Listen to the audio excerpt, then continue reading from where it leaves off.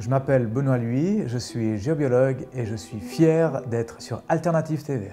Benoît, salut. Salut Joël.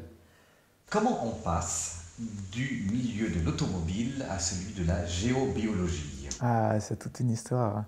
Ça a été un processus. Mais la géobiologie, ça m'a intrigué depuis toujours, mais c'était très en bac, si je peux dire, dans ma vie. Et jusqu'au jour où j'entends parler d'une personne qui enseigne, qui transmet la géobiologie 3 fois dans la même semaine. Alors là, je me suis dit, il y a quelque chose. Il y a comme un signe. Il y a comme un signe. 3 fois répété, il faut le suivre. Ouais, voilà, exactement. Et voilà, je me suis intéressé en étant appelé, sans avoir vraiment quelque chose de fondé en moi. Donc c'était très étonnant finalement. Je me suis inscrit à cette formation et voilà, j'ai appris un certain nombre de choses qui ont renforcé aussi des choses que j'ai pu vivre et ressentir aussi dans mon enfance. Dans mon enfance, j'étais assez connecté à la nature, à l'écoute et voilà, je pense qu'il y avait cette part en moi qui avait envie de me reconnecter un peu plus à la terre. Et dans ton enfance, ça t'est arrivé de te retrouver dans un appartement et de te dire je veux partir tout de suite, je me sens pas bien? Non, pas du tout, mais le lien avec la nature, plus le lien avec les arbres, avec la forêt, voilà, c'est plus le côté de la nature, pas forcément le côté du bien-être dans un habitat. Il y a quelques années, quand je me suis intéressé à la géobiologie, il y avait autant des articles qui en expliquaient les avantages que des déclarations vraiment très formelles d'architectes sérieux qui disaient tout ceci, c'est du pipeau, c'est de la fumisterie. Tu leur réponds quoi? Ben, moi, j'aime pas figer les choses. J'aime bien entendre chacun ce qu'il a à dire. Pour moi, ce qui est important, c'est de comprendre le lien qu'a la personne avec son espace de vie. Et pour moi, c'est ça qui est important finalement. C'est de comprendre ce que le lieu a à raconter et de l'harmoniser, si on veut, en lien avec ce que vit la personne finalement. C'est ça.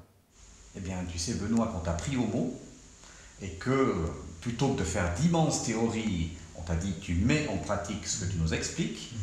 Et on n'a pas été chercher très loin, à savoir que la personne qui est en face de toi, tu as été analyser le lieu où je vis, qui est un lieu récent. Et la première chose que j'ai vue quand tu es arrivé chez moi, c'est que tu avais un plan. Oui. Ça, c'est le départ de tout. C'est le départ de tout, ça me permet à distance de me connecter à l'espace, à l'environnement, de me connecter au lieu et déjà d'aller déjà connecter ce qui s'y passe dans cet endroit.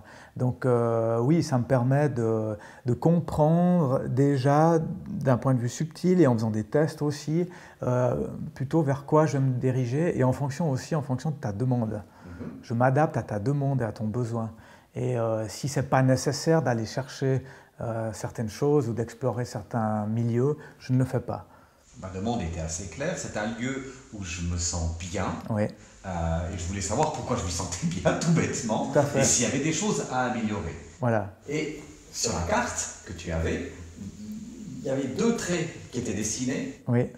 2 traits rouges, comme ça. Signifie quoi ces traits? Alors effectivement, à distance, j'ai pu détecter une faille de roche et une veine d'eau, de l'eau qui s'écoule à l'intérieur de cette faille.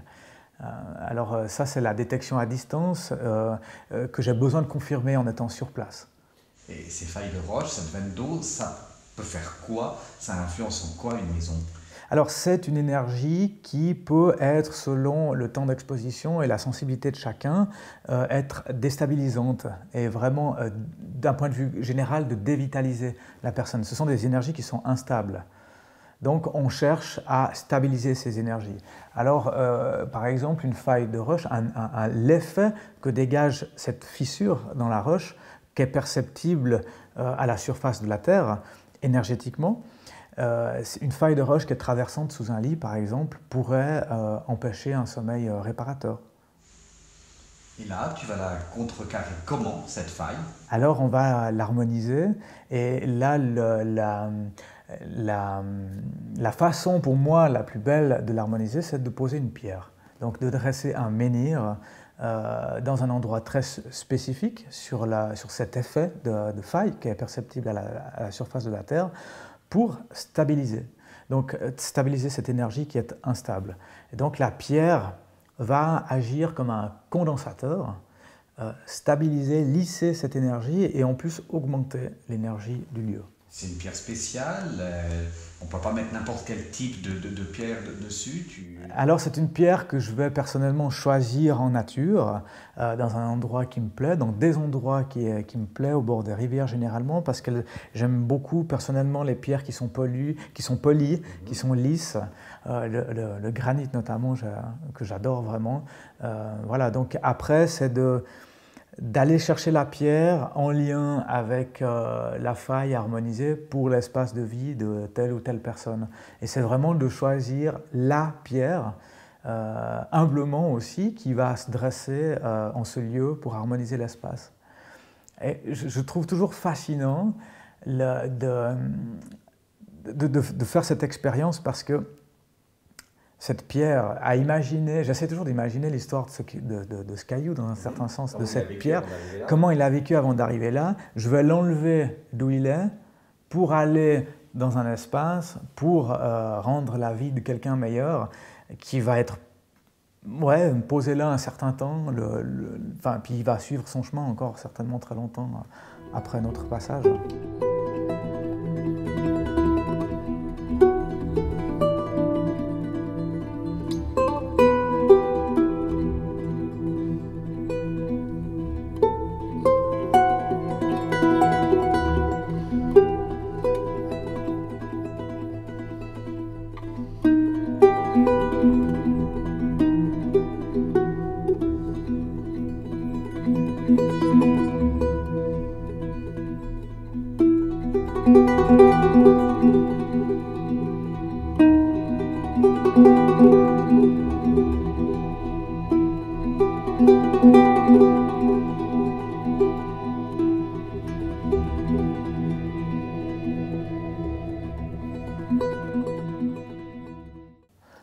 Une fois ces failles ou ces veines neutralisées, il n'y a pas que ça en géobiologie.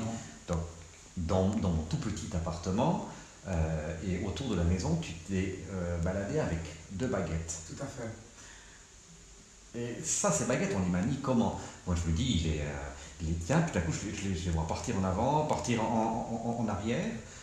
C'est toi qui les influences? Comment ça se passe? Ouais, disons que la baguette, c'est une antenne.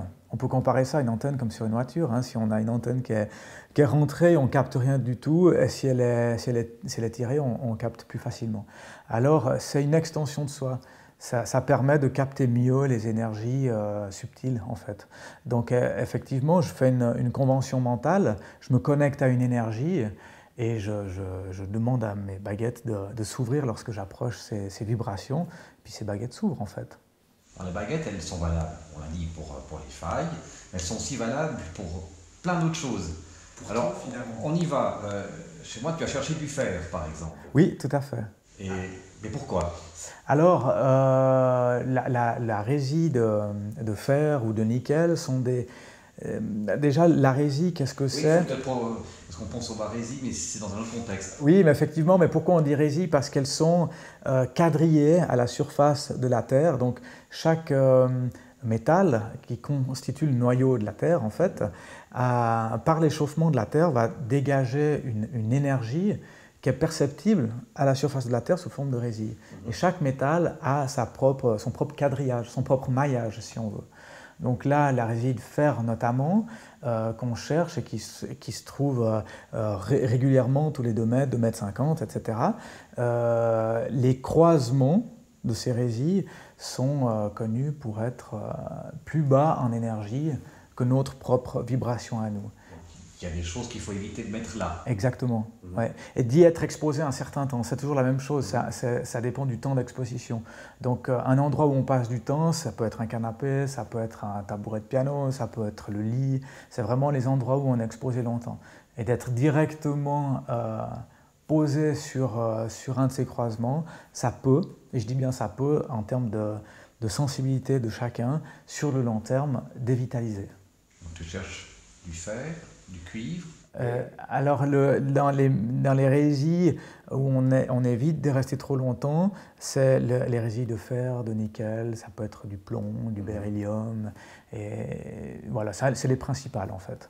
Donc avec ça, on te voit poser, c'est assez fascinant, tu as tes petits bouts de bois, et puis tu regardes, ok, ça passe là, là il y a un croisement, il faut faire attention, pas mettre ça, c'est une aide pour matérialiser, enfin, pour moi ça me permet déjà de voir en fait où c'est que j'ai détecté telle ou telle résille, et ça permet d'identifier aussi plus facilement, ça permet de montrer aussi à la personne où c'est que ça se situe exactement, et puis voilà, donc c'est un soutien, c'est une aide qui permet de mieux visualiser. Et là, on peut neutraliser ça, pas uniquement en déplaçant des meubles, hein, tu as aussi d'autres techniques. Alors il y a d'autres techniques, effectivement, on peut, personnellement, alors là il y a plein de choses qui se font en géobiologie, mais après chacun utilise un petit peu ses outils et sa façon de faire.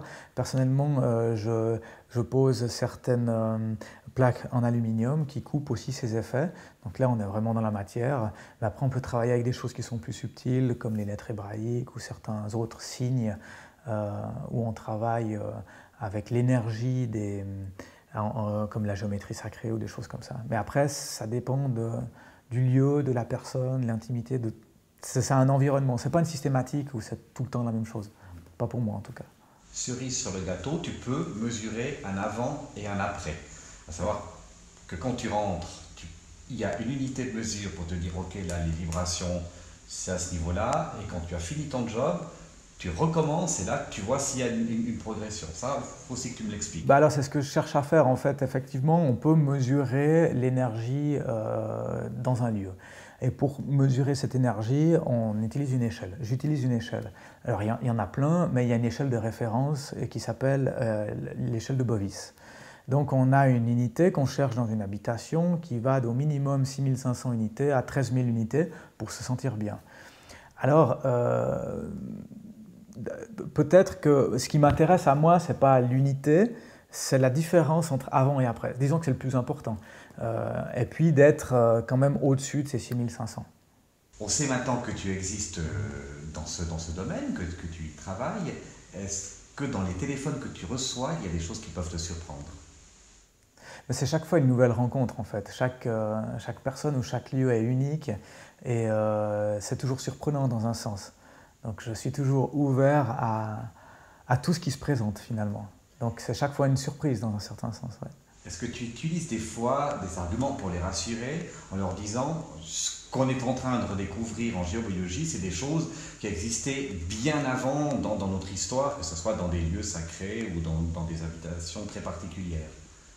Oui, alors rassurer les gens, pour moi, il y a toujours la possibilité de faire quelque chose. Après, on ne peut pas toujours rendre un lieu vraiment, je ne sais pas si je peux dire mauvais, mais peut-être bas en énergie, de faire un lieu sain avec. Mais j'ai la sensation qu'on peut toujours avoir une marge de progression. Après, ça dépend aussi de la personne, de la façon dont elle investit son lieu. Il n'y a pas que le lieu qui fait, c'est aussi d'être en réciprocité. C'est l'énergie qui met la personne. L'énergie que va mettre la personne dans le lieu. Effectivement, ouais. Au final, où j'habite, je peux y rester, quoi, c'est bon. Eh bien, la question que je te pose, c'est est-ce que toi, tu t'y sens bien? Oui, déjà avant que tu arrives. Et comme sur l'échelle de calcul, je suis passé de 6500 à 8000 et quelques, je pense que ça a bien bossé. Oui, alors je pense que le travail a effectivement fonctionné. Merci Benoît. Merci à toi, Joël.